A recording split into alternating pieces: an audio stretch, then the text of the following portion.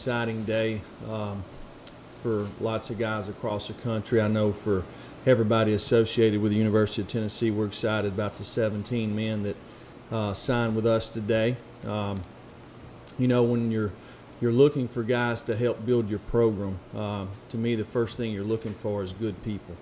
You know, the guys that we signed, they have character, they have competitive toughness, they're winners. Most of them were captains of their football team.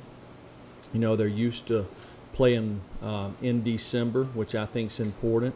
You know, we talked about it here before is, you know, you want to play your best ball at the end of the season. And, you know, we had an opportunity to see a lot of these guys play late in the playoffs. Several of them played in state championship games or played at least to the quarterfinals. You know, we had several positions of need that we needed to develop some depth, and I think we did that. You know, probably one of the most important things in this recruiting cycle was the players on our football team right now. The best recruiters that you have are our players, and you know, our team done a fantastic job selling our vision of where we're headed. And you know, I know this last week I think we had maybe 16 guys in on official visits, and you know, with our players in there recruiting the guys, you know, there's a lot of positive energy, and I can't say enough about the guys on our football team.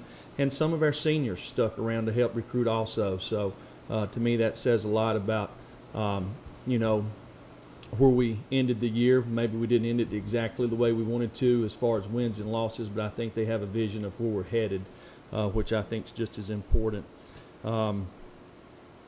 You know, when you talk about the guys that we signed, I think you start on the offensive side of the ball. Our quarterback, Brian Marr.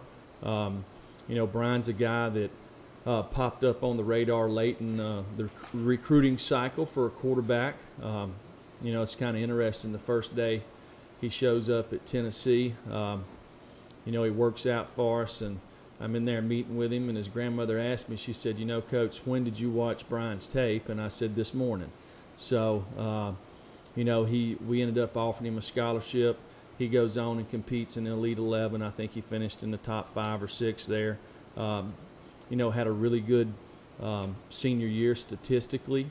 You know, he's a guy that can make all the throws, can beat you with his feet, really good competitor. I told him, I said, one of the things that, you know, kind of sold me about you was there's 2 times on the tape that you threw an interception and you look like a linebacker trying to get him on the ground. So, you know, I think that kind of is a testament to his competitive toughness.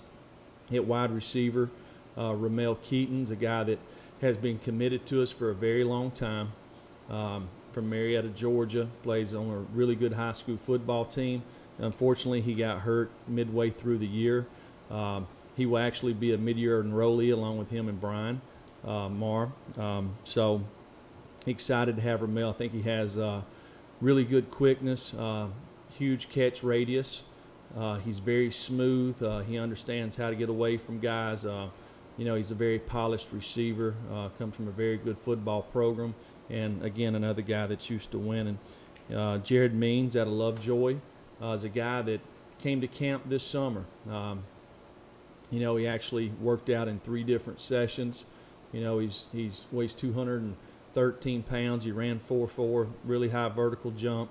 When you watch his tape, he's a guy that, you know, could probably play multiple positions. You know, he's very physical. He played some Wildcat quarterback. You know, he probably, with the toughness that he plays with, he's a guy that could play on the defensive side, but he's a guy that will definitely start off at wide receiver and go from there. To me, at tight end, you know, it was something that we felt like we needed to do. If you're going to be able to run the football in this league, you got to be able to block in the C area. You know, we signed 2 tight ends. Sean Brown from Coosa High School. You know, Sean's a guy that's 6'5", 250. You know, he's a guy that actually last couple of games of his high school career, he played left tackle. So he's a guy that also plays on the defensive side. But he's a basketball player, has really good athletic ability, good student, and a tough guy. Jackson Lowe, another tight end. Jackson's from Cartersville, Georgia. He's 6'4", 240 pounds. You know, he's a guy that can have success in the C area, done a really nice former basketball player, so that tells you a little bit about his athleticism. Wanye Morris is a guy that, you know, from Grayson, Georgia, played in a really good football program. You know, he's a very talented guy, smart guy, could really play any position, but will probably start off at offensive tackle. Has a very high football IQ, really loves the game, spent a lot of time up here, has really bought in and really tried to help put this class together, has done a fantastic job recruiting for us along with a lot of these guys, and we're excited to have him. Jackson Lampley out of Nashville, Tennessee.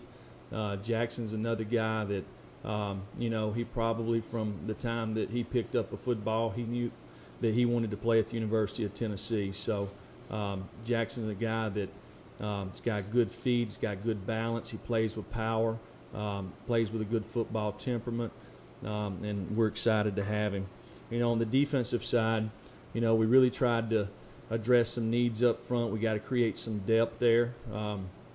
Starting in the middle with Elijah Simmons. Elijah is a very unique young man. He comes to camp. He weighs 340 pounds. And you're sitting there watching him out there, and just his athleticism has changed direction, his motor. You know, he never quit out there at camp and done a fantastic job, had a good senior year. You know, I told him the other day, I asked him, I said, how much do you weigh? He said 352. Well, I told him, I said, you know, when we offered you a scholarship, our agreement was that you had to be 325. And he said, well, Coach, I can dunk a basketball right now. And I said, well, I want you to video it and send it to me. Well, he did dunk it, but it was an alley-oop. So I told him he had to get to 325 till he could get off the ground with the ball in his hand to do it. So that tells you a little bit about how he can move. Darrell Middleton from East Mississippi Junior College. He's actually originally from here in Knoxville. Darrell's a guy that kind of found his way to East Mississippi. He's got a unique story. He's got 3 years left to play. A guy that was a tight end in high school, defensive end, that has now grown into a defensive tackle, defensive end type body, 6'6", 290. Has tremendous amount of upside, and when you watch his tape, you could tell it's been 2 years since he played. Over the course of the season, you know, he really improved, and I see him continuing to do that. You know, his college team, they won the national championship for junior college. Savion Williams. Savion's a guy that came here this summer, a guy that we targeted early on. He's a very large man, 6'4", 315 pounds. Another guy that has 3 years to play. Savion can play anywhere up and down the defensive line. You know, he's a guy that played a lot of offense in high school, and as he got to junior college, played defensive line. Again, another guy that's powerful, can bend, and we're excited to have him. And his team went undefeated this year. At linebacker, Roman Harrison out of Bainbridge, Georgia. Roman's a young man that we found in the spring when you go out in spring recruiting.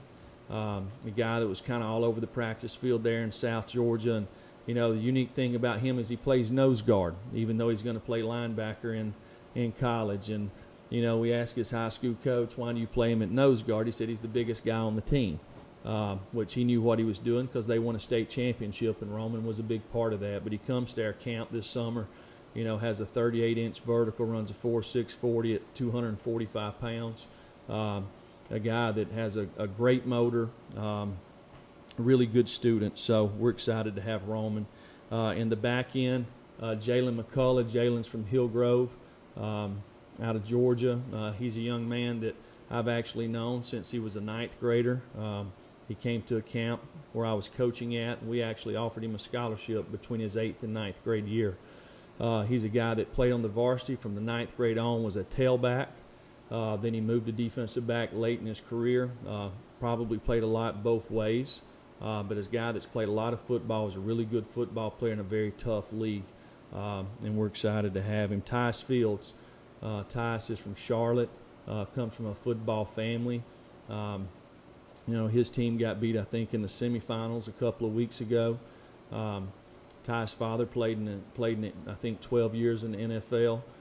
He's a guy that plays safety in high school, which a lot of times high school coaches will play their best defensive backs at safety, but I see this guy being a star, corner type guy, but really could probably play any position in the secondary.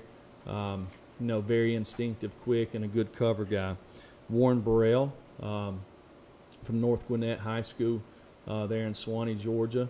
It's kind of interesting. Warren's mom is really kind of from the same hometown as my wife, so there was a connection there to begin with, and probably helped us a little bit in recruiting Warren, and I've known him for several years. A guy that's used to winning. He won a state championship last year. And an instinctive guy, picked off a lot of passes his junior year, didn't have as much action as senior year, but a guy that's really instinctive, but will probably start off at corner. Aaron Beasley, they got on this sheet as an athlete. We're going to start Aaron off in the defensive backfield. Aaron's a guy that played tailback on his high school team, rushed for probably 1,800 yards, but also played both ways at defensive back. They won a state championship. Aaron could play multiple positions. He could be a running back. He could be a linebacker, but we're going to play him at defensive back, and we're glad we got him on our team. One thing that I think about these guys, they're all really good students. When you sit down and talk to them about what they're going to major in, it's business, marketing, engineering. So really excited about this group of guys. Their families have been really involved throughout the recruiting process, and I think when you start and you have a year long to do it, you build lots of relationships, and I believe that lots of the kids in this group and their families are going to help us recruit other student athletes to Tennessee for a very long time. So we're excited about this group, and with this, I'll take any questions. Mike, then John, and David. Jeremy, without an offensive coordinator, who did you put out on the road to fill that role? And did that feel like an obstacle at any point while you guys were rounding out this class? No, I think, nowadays, coaches, they change a lot. You're usually recruiting to the head football coach. So there was never an issue there. We put Shelton Felton on the road. Shelton's a guy that was a high school coach in the state of Georgia. Has a lot of connections there, and he's done it before. He came to us from UTC, so he's got experience, and we just felt like that was a really good fit. John and David. Jeremy, do you anticipate getting more immediate help from this class than you did last year? Is it also, how do you feel about the quarterback situation after adding Maurer? Well, I think to play as a true freshman, I think you got to have some maturity. I think it helps that sometimes guys are mid-year, and we've got I think 12 guys coming in mid-year. But we also really at the end of the year only played 5 seniors, so we've got a lot of guys coming back. But what I think we're going to have is lots of competition, lots of opportunity, and I know that our players on our team done a fantastic job recruiting these guys because they want to play with good players. I think the guys that we got coming in realize that we have lots of starters coming back, but they're embracing the opportunity to compete and have a chance to build something here at Tennessee. What about the QBs? Well, we have 3 guys this spring. We'll have Jarrett, we'll have JT, and we'll have Brian, and we'll have really good competition. Obviously, Jarrett has a lot more experience than those guys, but I think those guys are really good competitors. They have really good arm strength. They have all the attributes that you're looking for in a quarterback. Jeremy, besides just building depth, what were the main things that you wanted to address with this recruiting class in terms of building your roster?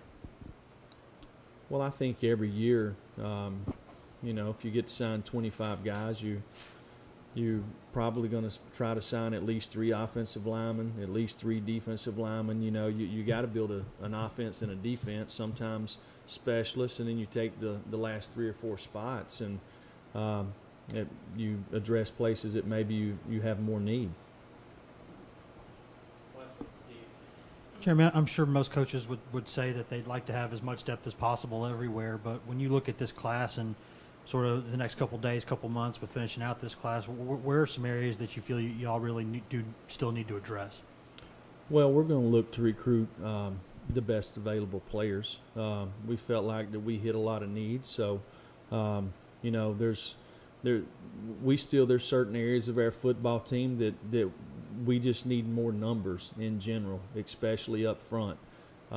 You know, we probably, you know, would look to take another skilled player on defense and another skilled player on offense and maybe a couple of more on offense. So, and we can't have enough big men, so obviously we'd take some big men if we could get them. Steve.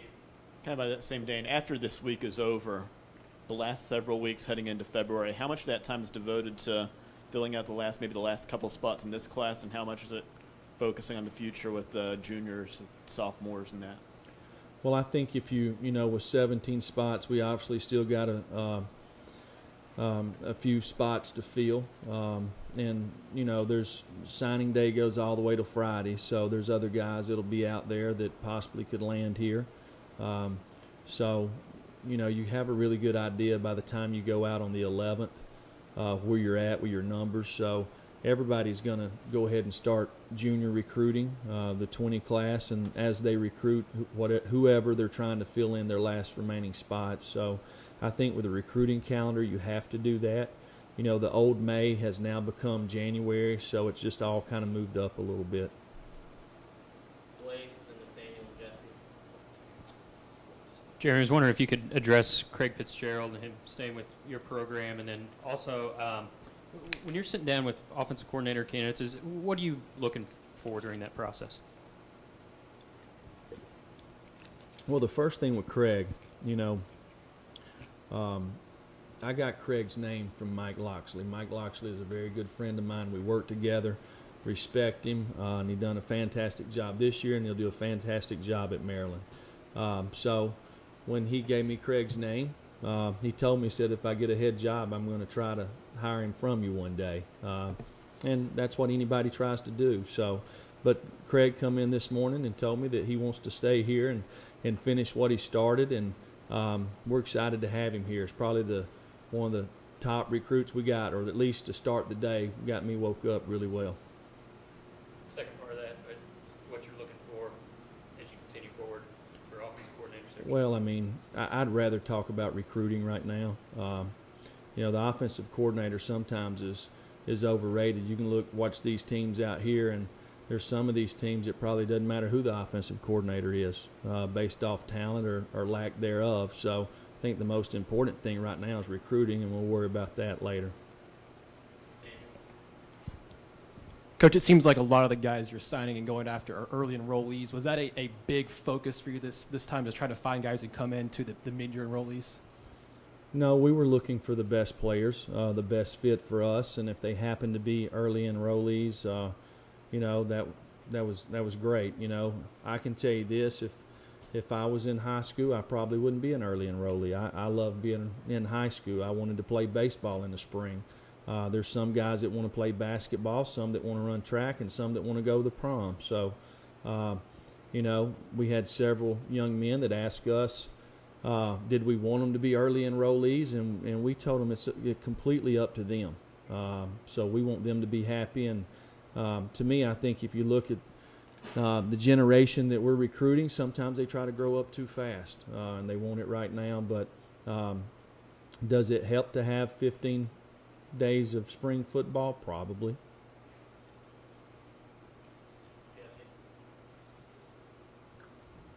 Jeremy, just as a follow-up on Craig Fitzgerald, just how important is it for this program to kind of maintain the continuity with that strength and conditioning staff for a second straight off season? Obviously, they've had four different, you know, faces there before you arrived. So just having him for the second straight year to kind of hand off the off season to him. Well, probably the strength staff spends more time with the players than anybody in the program, and Craig and his staff have done a really good job since last January when they got here. And it's hard to fix everything in a year. I think they laid a great foundation this past year, and I expect, and I know they expect to see tremendous strides starting next month when we go back to work. So, you know, we're glad that he's back along with his wife Mary, and you know, we're glad that the guys on his staff are back. So anytime you can keep the same group of men together, you're going to improve. You know, and I think we'll see that next year. Jeremy, 9 signees from Georgia. You've talked before about the Power T selling itself as a brand. Was that something, a sense that you got going into those living rooms, and how important was it to you to reestablish that footprint in the state there? Well, you know, we're going to look for the best football players wherever they're at. You know, you want to start at home base, which is here in Knoxville and here in the state of Tennessee, and we've tried to do that, and we're going to continue to do that. We're going to start at home base. But then you go to your neighboring states, just kind of common sense approach there. And, you know, you got Georgia, Alabama, North Carolina, South Carolina, Kentucky, just kind of working your way out. And, you know, I think that's the way you got to do it. And, you know, Atlanta's not but 3 hours from us. And there's 5 million people in the 5 counties there surrounding Atlanta, and a lot of good football. So lots of people recruit there. So, we actually have guys on our staff that have recruited that state before, and we're familiar with the South. And, you know, I hope we continue to have some success there. We got time for a couple more. Brian, David. Jeremy, a second year and a full year going through the early signing period as a head coach. What do you like about it? What are the challenges of it? What's kind of the next growing or the next cycle, I guess, for head coaches in college programs to go with the early signing date? Well, I could actually appreciate this one, Brent. Last year I was trying to juggle 2 jobs. But we're gonna go back and do quality control in everything that we do, and we're gonna go back and see on the guys we got, why we got them, and the guys that we maybe we're trying to get and we didn't get them. What could we have done differently? And I think that's what you got to do in every part of your program. You got to continue to improve, and we'll go back and look at it and see how many guys we got on campus, see who came with them, what could we have done better, what could we have done differently, and we'll go from there. When you look at this class, how many of these guys do you feel like can be immediate contributors? And also, you know, how would you describe how the OC search has gone? And do you have a timeline for when you'd want to kind of ideally nail that down? Well, we wouldn't have recruited them if we didn't think that they could contribute early. You know, I think lots of times we put unrealistic expectations on freshmen. So, you know, I think they control that. You know, they'll control how much they play. So, we'll see. And, you know, and as far as the other question, we'll get to that later.